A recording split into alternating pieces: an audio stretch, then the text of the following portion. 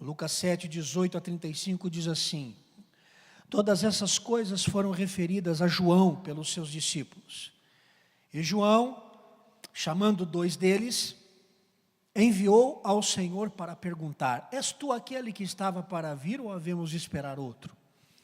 Chegando os homens, chegaram junto dele e disseram: João Batista enviou-nos para te perguntar: és tu aquele que estava para vir ou esperaremos outro? Naquela mesma hora curou Jesus muitos de moléstias, de flagelos e de espíritos malignos, e deu vista a muitos cegos. Então Jesus lhe respondeu: ide e anunciai a João que vistes e ouvistes. Os cegos veem, os coxos andam, os leprosos são purificados, os surdos ouvem, os mortos são ressuscitados, e aos pobres anuncia-lhes o Evangelho. E bem-aventurado é aquele que não achar em mim motivo de tropeço. Tendo-se retirado os mensageiros, passou Jesus a dizer ao povo a respeito de João: que saístes a ver no deserto? Um caniço agitado pelo vento? Que saístes a ver? Um homem vestido de roupas finas? Os que se vestem bem e vivem no luxo assistem nos palácios dos reis. Sim, que saístes a ver? Um profeta? Sim, eu vos digo, e muito mais que um profeta. Este é aquele de quem está escrito: eis aí envio diante da tua face o meu mensageiro, o qual preparará o teu caminho diante de ti. E eu vos digo, entre os nascidos de mulher, ninguém é maior do que João, mas o menor no reino de Deus é maior do que ele. Todo o povo que o ouviu, e até os publicanos, reconheceram a justiça de Deus, tendo sido batizados com o batismo de João. Mas os fariseus e os intérpretes da lei rejeitaram, quanto a si mesmos, o desígnio de Deus, não tendo sido batizados por ele. Aqui, pois, compararei os homens da presente geração, e a que são eles semelhantes? São semelhantes a meninos, que sentados na praça gritam uns para com os outros: nós vos tocamos flauta e vocês não dançaram, entoamos lamentações e vocês não choraram. Pois veio João Batista, não comendo pão, nem bebendo vinho, e dizeis que eles têm demônio, que ele tem demônio. Veio veio o Filho do Homem, comendo e bebendo, e dizeis: eis aí um glutão e bebedor de vinho, amigo de publicanos e pecadores. Mas a sabedoria é justificada por todos os seus filhos. Amém. Crise, quem é que nunca passou uma? E aí, eu não vou definir qual tipo. Mas crise, em grego, significa decisão em juízo. É a decisão em um determinado juízo. A palavra crise no grego tem um contexto do judiciário. Funcionava mais ou menos o seguinte: quando o juiz ouvia uma situação, ele pesava os prós e os contras. E depois dele pesar os prós e os contras, ele deixa cair a decisão. Deixar cair a decisão. Crise. Quando é que se instala uma crise na nossa vida? Se instala uma crise quando eu e você não conseguimos deixar cair uma decisão. E realmente, toda situação de crise, para ela ser superada, ela exige uma decisão. Quando nós tomamos uma decisão no meio da crise, resolveu a crise. E a coisa começa a ficar um pouco pior quando a crise ou a falta de decisão, ela começa a ficar relacionada à nossa vida de fé. Muitas das crises de fé principalmente daqueles que estão dentro de um contexto religioso, de uma igreja, muitas crises da fé, elas são sufocadas por muitos de nós. A gente não quer enfrentar esse tipo de crise. A gente até consegue enfrentar a crise financeira, mas a crise na fé, não, essa não dá para suportar. Sabe essa crise que faz pergunta difícil? Essa crise que quer uma explicação, uma boa explicação para tudo o que está acontecendo na nossa vida? Sabe esse tipo de crise teológica, que não coloca apenas uma pulga na nossa orelha, mas coloca um pulguedo todo? Particularmente, eu entendo que a fé verdadeira, ela se desenvolve com perguntas verdadeiras. Talvez até seja por isso que, pela falta de questionamento de muitas pessoas que se dizem cristãs, que receberam o Evangelho, mas não fizeram nenhuma pergunta para o Evangelho. Não fizeram nenhuma pergunta do tipo, como é que isso se encaixa aqui dentro? Como é que esse negócio de Evangelho funciona? O que é isso? A Paula faz isso, né? A Paula agora começou na fase de fazer perguntas. Então ela olha para mim e diz assim, papai, o que é isso? E eu tenho que explicar. A gente às vezes recebe a mensagem do Evangelho e a gente não pergunta, o que é isso? A gente engole, a gente vai, porque nós somos ensinados de que em relação à Bíblia, não, a gente não pode perguntar, a gente recebe. E talvez seja exatamente por essa postura que muitos cristãos hoje têm se tornado vítimas fáceis das argumentações desse mundo contemporâneo, onde a grande tese, o grande discurso é esse relativismo da verdade. Eles olham para você e dizem assim, bom, isso é bom para você? Que bom, para mim não é. Isso é verdade para você, para mim não. E aí, sabe qual é a conclusão que a gente chega? E quando eu falo a gente, é essa gente que se aglutina aos domingos nas igrejas. Sabe o que é que a gente conclui? A gente conclui que duvidar, principalmente dentro dos quesitos da fé, isso é coisa para ateu. O ateu duvida, eu não. O fraco na fé duvida, eu não.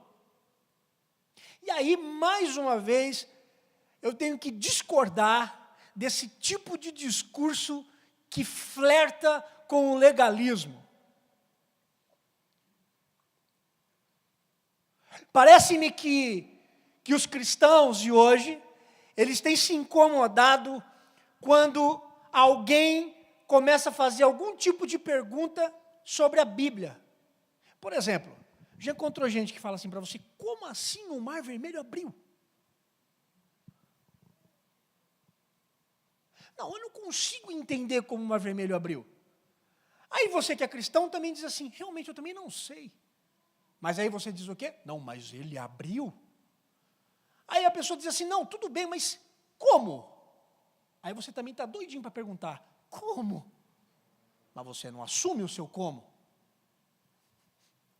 Quando você encontra aquele tipo de gente que diz assim, como é que pode um cara se chamar Jonas e ficar dentro do peixe 3 dias e ficar vivo? E o peixe ainda cuspir ele na praia. Como assim? Como assim?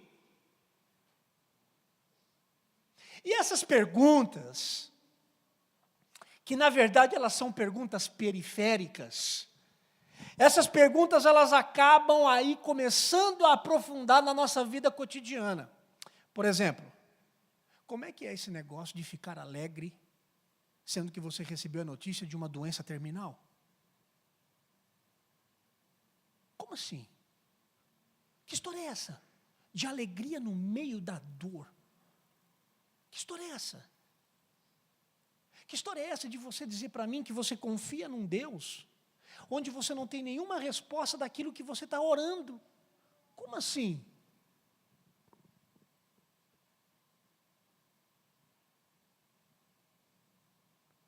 Eu estou com a impressão daqui de cima que todo mundo fez esse tipo de pergunta em algum momento da vida para si mesmo. E eu não quero me sentir um ET nessa noite aqui. Engana-se quem acha que essas perguntas ou que essas dúvidas atingem exclusivamente as pessoas que não frequentam nenhum tipo de igreja cristã. Engana-se aquela pessoa que acha que esse tipo de pergunta ou esse tipo de dúvida assola o coração apenas de pessoas que nós olhamos e dizemos, esse aí não é cristão. Tem muito cristão sendo assolado na alma por dúvidas. E sabem o que nós fazemos com as dúvidas que surgem no nosso coração relacionadas à nossa fé? A gente engole a seco. E a gente engole para não sermos rotulados como incrédulos. Nós engolimos para não sermos rotulados como infiéis, céticos. A gente está cheio de dúvida no nosso coração, mas a gente mostra que não tem dúvida nenhuma, está tudo muito resolvido aqui dentro. Tudo muito resolvido.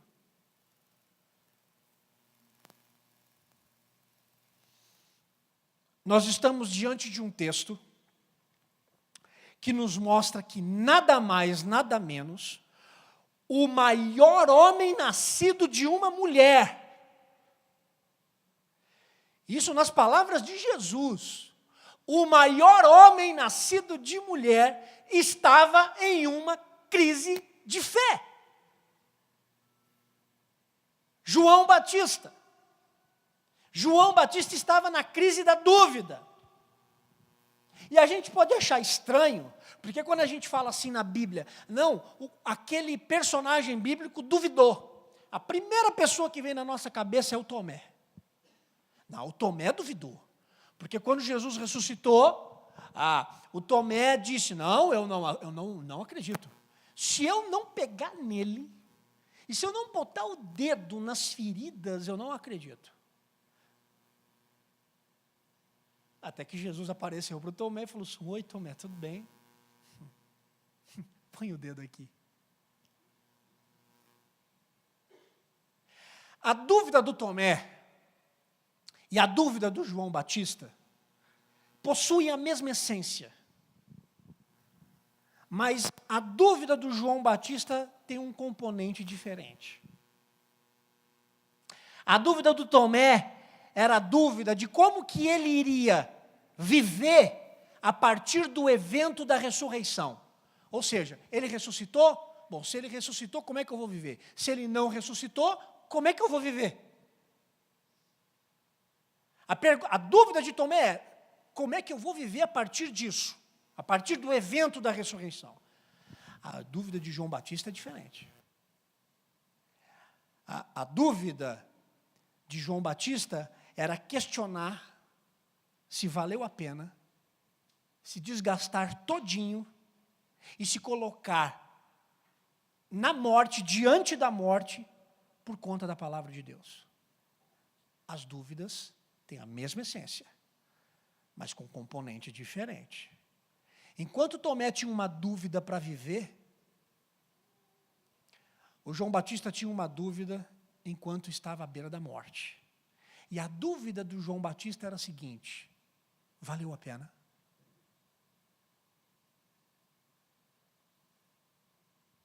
Valeu a pena?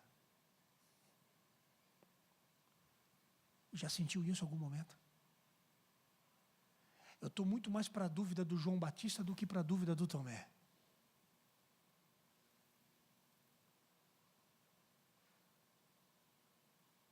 Chegar no fim da vida, olhar para todas as feridas que estão em você,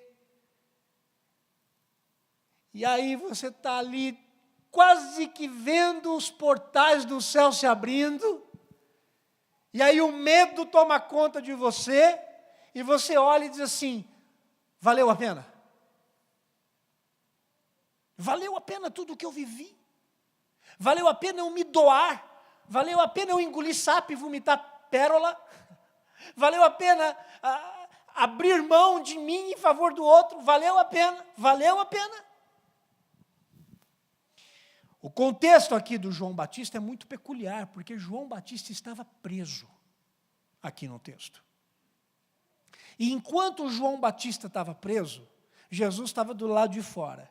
E sabe o que é que Jesus estava fazendo do lado de fora? Jesus estava inaugurando o reino de Deus. Jesus estava dizendo para o mundo, o reino de Deus chegou. E sabe como é que Jesus estava evidenciando a chegada do reino? Curas, milagres, atos sobrenaturais, tudo isso. Todos esses elementos do Novo Testamento, principalmente dentro dos evangelhos, compõem essa mensagem. O reino de Deus está aqui. Chegou. E diz o verso 18, o primeiro verso que nós lemos.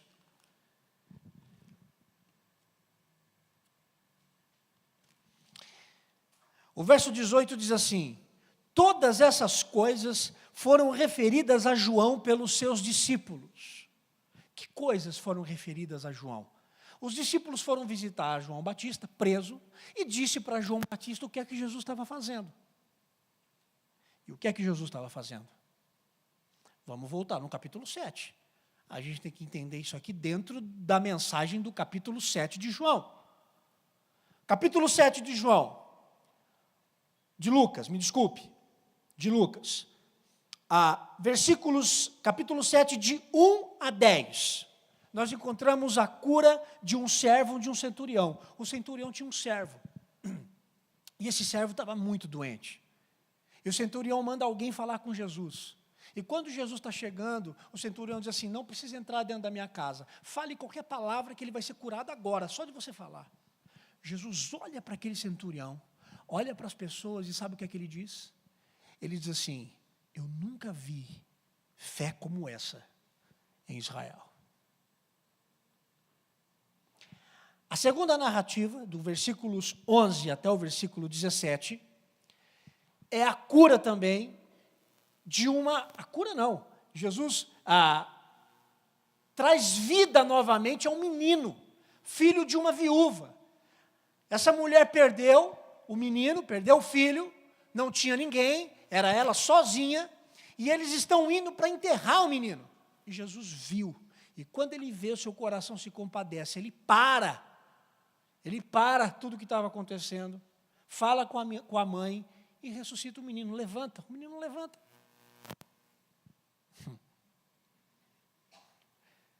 No capítulo 7 de Lucas, que é o texto que nós estamos lendo, antes do versículo 18, que é o texto que fala sobre João Batista, nós temos dois temas. O primeiro, uma fé viva, a fé de um centurião. E o segundo tema é a história da morte para a vida, que é a história da ressurreição desse menino. Fé e vida. Os dois temas é a antessala da dúvida do João Batista. Fé e vida. Sabe por quê? Porque João tinha vivido e desfrutado dos dois. A fé, porque ele olhava para as pessoas e dizia, Jesus é o Cordeiro de Deus, o que tira o pecado do mundo. Ele tinha fé naquele a quem ele estava mencionando. E vida, porque lá no registro do Evangelho de João, capítulo 1, versículo 16, João Batista diz assim, porque todos nós temos recebido da sua plenitude, da graça sobre graça. João Batista está dizendo assim, ele tem muita vida para dar. João Batista desfrutou de fé e de vida, mas agora, preso, desolado, sozinho, deprimido, fé e vida em Jesus são questionados por João Batista.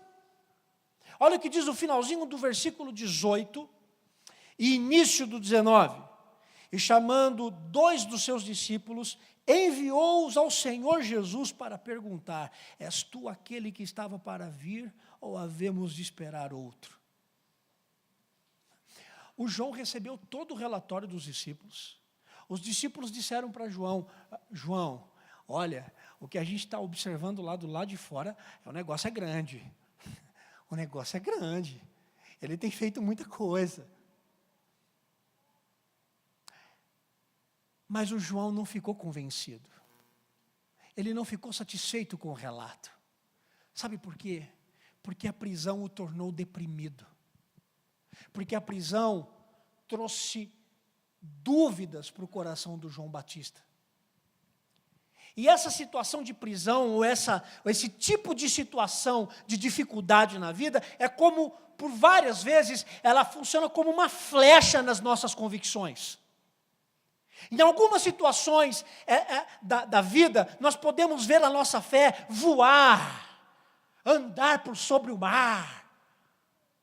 Mas em algumas outras, a gente tem a impressão de que a nossa fé está vivendo uma escuridão enclausurada, presa, enjaulada e não sai de jeito nenhum. Tem medo do mundo, tem medo de olhar para fora. A gente às vezes tem essa impressão de que a nossa fé vai nos sustentar nos tempos difíceis. Quando a gente passa tempo difícil na vida, a gente tem a plena convicção, não, mas a minha fé em Cristo Jesus vai me ajudar. Vai me ajudar. Mas eu não sei com você, mas parece estranho que em algumas situações muito específicas, as perguntas que começam a nascer no nosso coração dentro de alguns momentos de densas trevas de tribulação, vai mostrar para mim e para você, na verdade, que a fé que a gente tinha, ela é mirrada, ela é fraca. Era o tipo de fé que aplaudia quando o mundo aplaudia, mas quando o mundo virou as costas para você, colocou um monte de arma no seu rosto e disse assim para você, agora eu vou te matar, aí parece que a nossa fé mirrou. Aí parece que surge um monte de pergunta, um monte de indagação. Se você prestar atenção no texto, a dúvida de João Batista não era sobre o Messias. A pergunta de João Batista para Jesus foi a seguinte: você é o Messias ou a gente tem que esperar o outro chegar? João não tem dúvida quanto ao Messias. Ele continua crendo na vinda do Messias. A dúvida de João era: Jesus, você é o Messias? Interessante, né? Aquele que havia dito antes que Jesus era o Cordeiro de Deus que tira o pecado do mundo, esse Jesus agora, dentro do coração do João Batista, entra em xeque.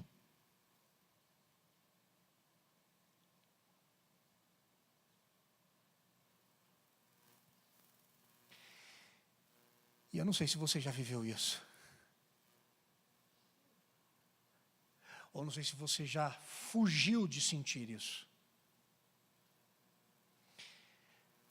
O que eu acho interessante aqui é que antes da gente pensar como Jesus fez, o que Jesus fez com a dúvida do João, é bom a gente pensar primeiro o que é que o João Batista fez com a sua própria dúvida. O que é que o João Batista fez com a dúvida que ele tinha. E sabe o que é que me surpreende em João Batista aqui? Me surpreende porque ele abraça a dúvida dele. Ele assume a dúvida dele como dele. Já viu aquele pessoal que diz assim, chega para você, vai pedir um conselho e diz assim, então, eu tenho um amigo que está passando um problema muito sério, é um meu amigo, não sou eu, tá? Deixar bem claro, é um amigo.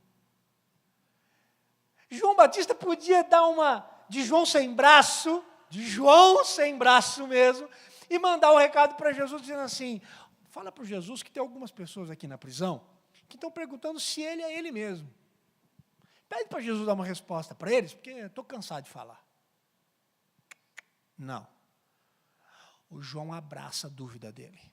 Ele assume. Ele diz assim, pergunte para ele, porque eu estou mandando perguntar.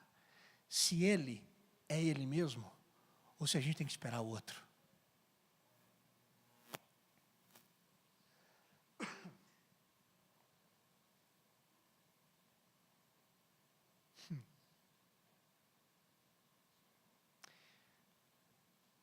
Me fez lembrar quando eu era novo na fé, eu recebi aquele panfletinho das 4 leis espirituais, e eu me lembro que tinha um desenho de um trenzinho, e que o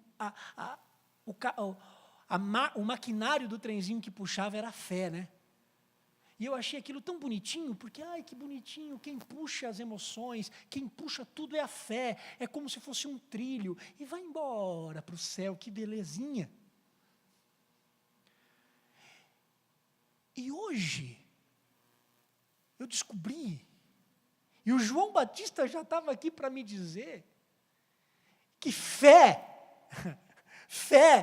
a fé verdadeira não é algo estático, do tipo assim, eu acredito em Jesus, ponto final, está tudo resolvido na minha vida. Não, não está tudo resolvido na sua vida. Não é porque você crê em Jesus que está tudo resolvido na sua vida, não. Porque fé não é um negócio estático. Eu creio, pronto, estou crendo, continuarei crendo. Não, a fé é um caminho. Fé não é um sistema dogmático. Fé não é teologia sistemática. Fé é um caminho. E a impressão que eu tenho é um caminho de altos e baixos e que nunca acaba. Só acaba o dia que eu morrer. O dia que eu morrer, ela acabou.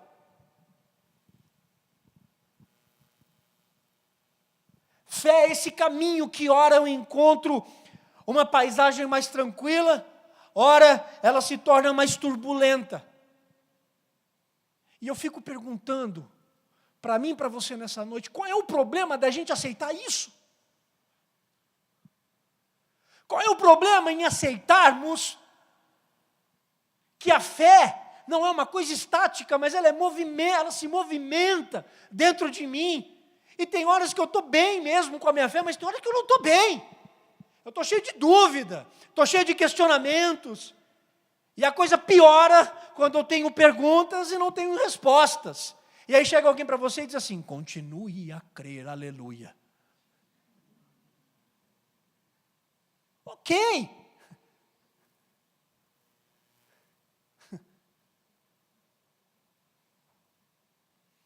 Se você já teve dúvidas na sua fé, aceitar isso não é você dizer que você é fraco.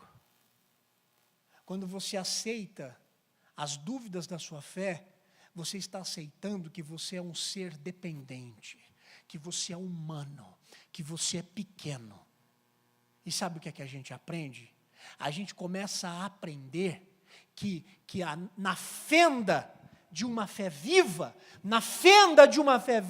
existem noites escuras. Ah, existe. Existe. E acho que você tem aqui para dizer várias e várias vezes as noites escuras que você passou, que testaram a sua fé com força, e você se sentiu vacilante diante das provas.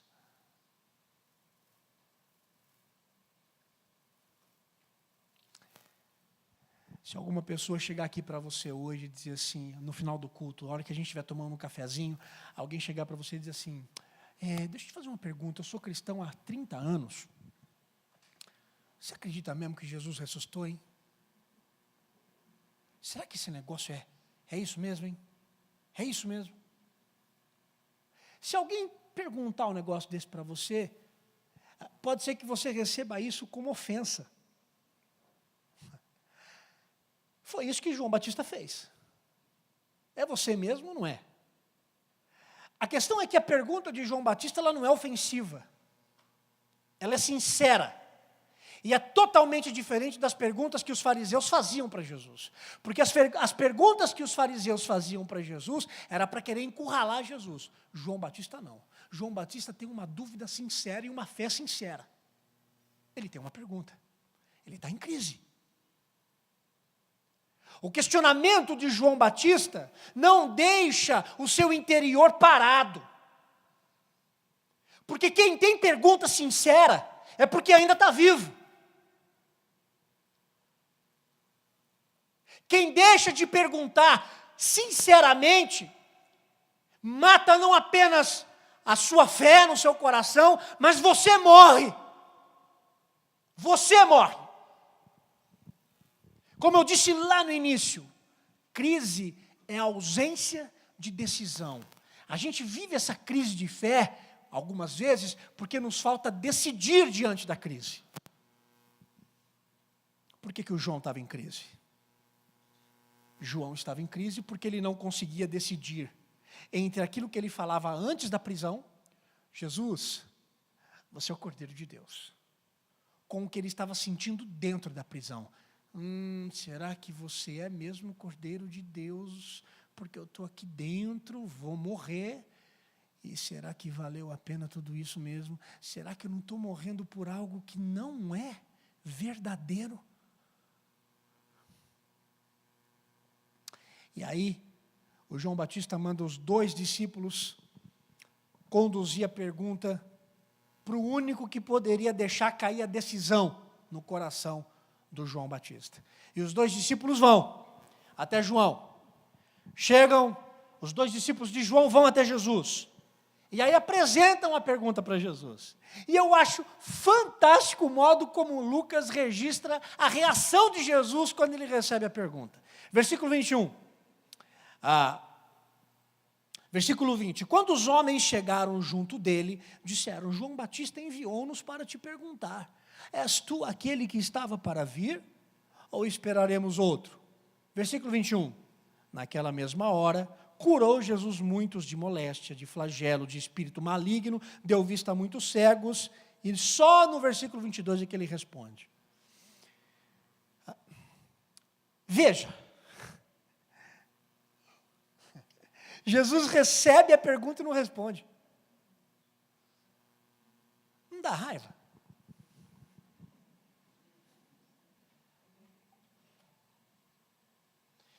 Eu fiz um bocado de pergunta para Deus. Até hoje não me respondeu.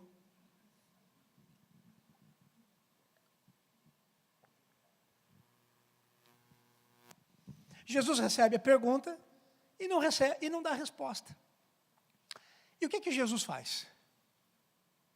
Jesus faz exatamente aquilo que ele já estava fazendo dentro do capítulo 7. E o que é que ele estava fazendo dentro da narrativa do capítulo 7? Evidenciando o reino de Deus com curas e milagres. Ele recebe a pergunta.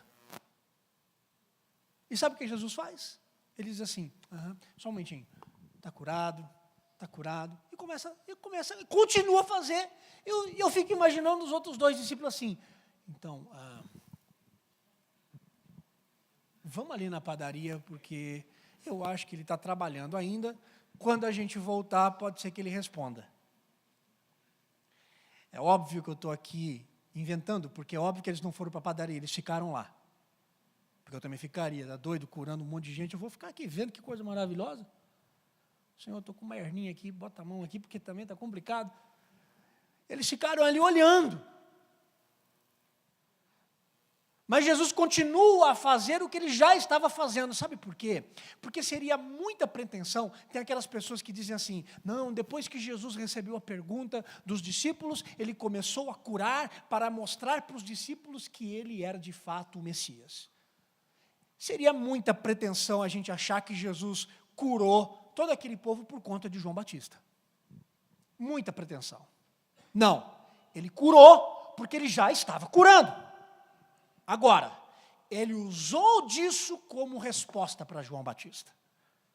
E depois que ele curou, ele manda o recado pelos discípulos, até João Batista dizendo assim, depois que terminou tudo, eu fico imaginando, né? Jesus terminou. Qual que era a pergunta? Não, João Batista mandou perguntar se você era ele mesmo. Já estavam até assim, né? Se você era ele mesmo. E Jesus, bem simples, né, dá aquela limpada assim, na mão, diz assim para ele: tudo que vocês viram e ouviram aqui. Está respondido? Diga para João tudo que vocês viram e tudo que vocês ouviram agora com o que vocês presenciaram. E aí eu fico brabo de novo. Porque eu não sei se você prestou atenção no texto, Na resposta de Jesus, ele não diz nenhum momento. Diz para ele que eu sou o Messias. Ele não fala. Ele não diz assim, categoricamente, com todas as letras, diga a ele que eu sou o Messias. Não. Sabe o que Jesus fez? Jesus não respondeu aos discípulos dizendo que era o Messias. Ele viveu como o Messias. E agora, a interpretação de João precisaria ser feita. Os discípulos iam levar a resposta para João Batista. A resposta era, olha, ele fez, curou, realizou. Expulsou demônio, fez de tudo. Foi isso. E foram embora. João Batista fica na prisão com a resposta de Jesus dizendo, fez isso, fez aquilo e aquilo outro. Mas não tem nenhum momento, eu sou o Messias. Sabe por quê? Porque João agora deveria fazer a hermenêutica daquilo. João agora deveria fazer a interpretação daquilo que Jesus mandou dizer a ele. E eu acho interessante essa metodologia de Jesus, diante da dúvida do João Batista, porque não tem nenhuma resposta pronta, não tem nenhuma resposta de criança, mas tem um caminho de esforço na fé. João, caminha, pensa, medita e cresça. É como que se, para a gente poder viver pela fé, fosse preciso a gente sempre voltar, sempre retornarmos às ações e à vida de Jesus, para a gente pensar novamente. E depois voltarmos de novo, mais um pouco na vida de Jesus, e a gente retorna para os nossos dramas. E aí a gente volta de novo para a vida de Jesus, e retorna de novo, essa dança da vida. A dúvida na fé pode ser exatamente essa oportunidade que a gente tem para observarmos a vida de Jesus, voltarmos para a nossa cela e pensarmos. A resposta para João Batista, em certo sentido, é clara. Mas o desafio aqui é vencer a nossa teimosia, vencer a nossa incredulidade, tomando uma decisão na nossa crise. Sabe o que é que Jesus dá a João Batista? Jesus dá a oportunidade para João tomar uma decisão e sair da crise da dúvida. Isso é ter uma fé consistente. Fé resistente e consistente, não é a gente ficar ausente das dúvidas, mas é diante das dúvidas a gente saber como decidir. Isso é fé consistente. Eu não tenho dúvidas nenhuma sobre o Evangelho, eu não tenho dúvida nenhuma na minha vida com Deus. Não, isso não é fé consistente. Cuidado, que isso pode ser uma lavagem cerebral. Fé consistente é quando, no meio das nossas dúvidas, nós sabemos tomar a decisão diante delas. Como eu disse no início, crise é deixar cair a decisão.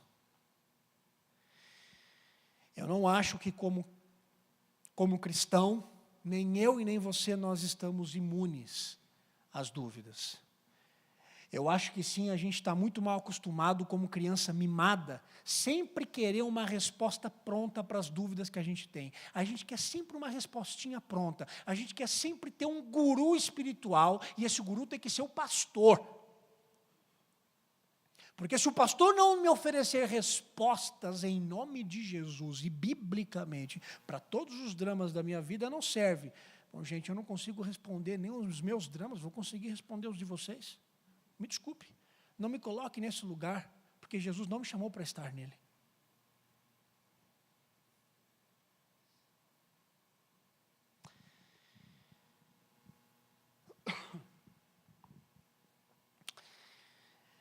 Agora, eu acredito também que nós, enquanto igreja, no mundo, a gente está muito longe do exemplo de Jesus, mas muito longe.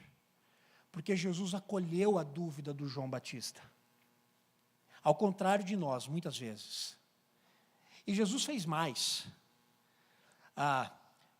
Porque Jesus não só elogia o João Batista, diante de todo mundo que estava lá, mas como preservou a imagem de João Batista como profeta. Porque imagine só, Jesus estava no meio da multidão, chegam os 2 discípulos, e pelo texto, a pergunta de João Batista não foi feita a pé do ouvido de Jesus. Os 2 discípulos não chegaram para Jesus e disseram assim, mestre, dá licencinha, João Batista mandou perguntar se você é você mesmo. Não foi assim. Pela narrativa do texto, os discípulos eles chegaram na frente de todo mundo e disseram assim, mestre, então, o João Batista, vocês conhecem o João Batista? O João Batista que estava preso, que está preso, pois é, mandou perguntar se você é você mesmo. E a gente está aqui para obter a resposta. Todo mundo ouviu. E por que eu estou dizendo todo mundo ouviu?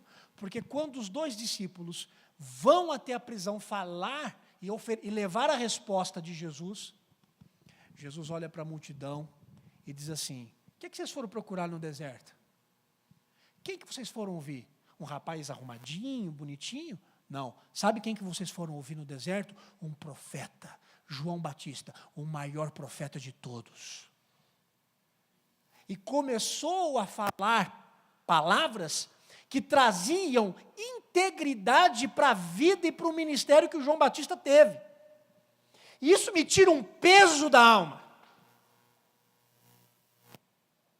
Porque eu, como pastor, posso ter as minhas dúvidas, sinceras. Você também pode ter. Sabe por quê? Porque de maneira magnífica, e dentro de um mistério, que só na economia da Trindade eles resolvem, Deus compreende a minha dúvida sincera no escuridão da minha alma. E talvez, se nós não venhamos a compreender a dúvida do outro, pelo menos respeitar, nós devemos respeitar.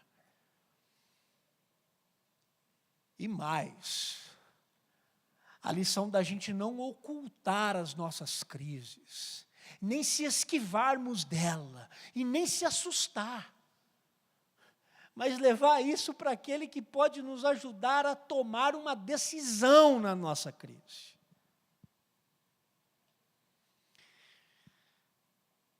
No Getsêmani, Jesus transpirou sangue, angústia e aflição na alma. Do Getsêmani para a cruz, o caminho foi muito demorado, foi um caminho de morte. E lá na cruz, Jesus, aquele que acolheu a pergunta sincera do João, e que acolhe com sinceridade e com graça as minhas dúvidas e as suas, o Jesus, que acolhe as nossas dúvidas na cruz, ele não hesitou em também perguntar. Ele clamou, Deus meu, por que você me abandonou?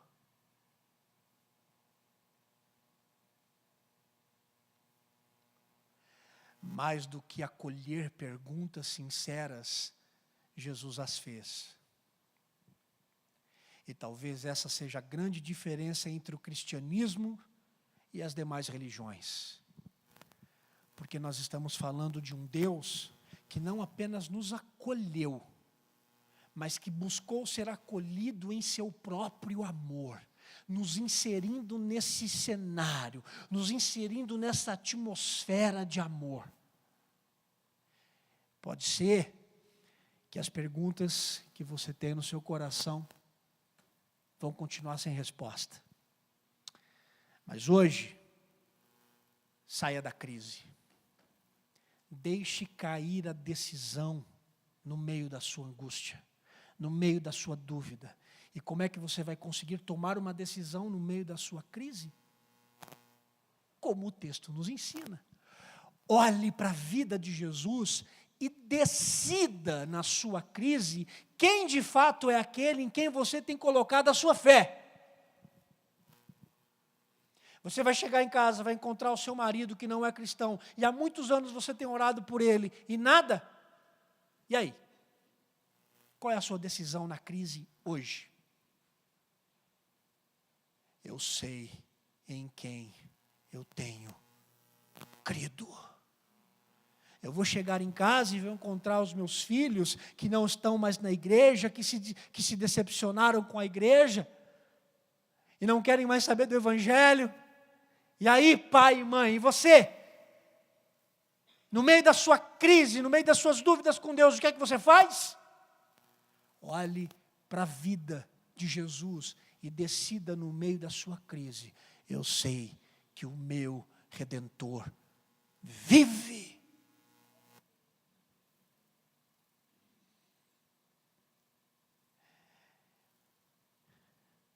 Eu não sei se Ele vai te dar a resposta. Mas eu sei que se você olhar para a vida de Jesus, você vai ter elementos para decidir. Pode acreditar. Ele lhe dará elementos para decidir no meio da sua crise. Sabe por quê? Porque a pedra do sepulcro foi removida. Ele está vivo. Não tenha medo das suas dúvidas. Não tenha medo das suas crises. Abrace-as como sendo sua. E resolva essa crise olhando para a vida de Jesus e decida. Não deixe que ninguém decida por você. Porque tem isso também. Tem um monte de gente que chega no gabinete e fala assim, pastor, o que é que eu faço? Eu não sei. Mas qual a decisão que eu devo tomar? Eu não sei. Você tem que decidir. Eu vou falar sobre Jesus para você. Você volta para casa e pensa. Está aqui. A decisão é sua.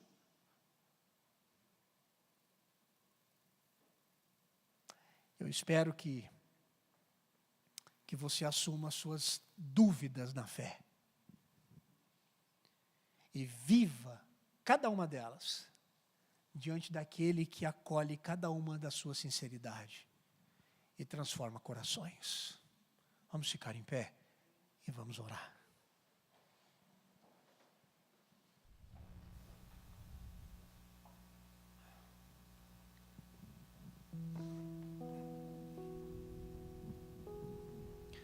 Pai, Senhor, nós confessamos para o Senhor que nós estamos muito acostumados com essa atmosfera de igreja. Estamos muito acostumados. E isso às vezes nos impede